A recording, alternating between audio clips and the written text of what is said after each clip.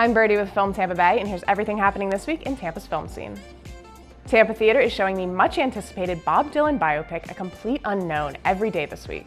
Some of the showtimes are playing in the Taylor screening room, so go check that out. Greenlight Cinema is showing Queer, Daniel Craig's newest feature that's being hailed as one of the best of the year. Head over to Greenlight Cinema from December 31st through January 2nd to catch it before it leaves. January 1st is the late deadline for the Gasparilla International Film Festival for 2025. They're accepting shorts and features for their 18th action-packed year. And from all of us here at Film Tampa Bay, have a happy new year. And don't forget to follow Film Tampa Bay so that you don't miss the Birdwatch every Monday.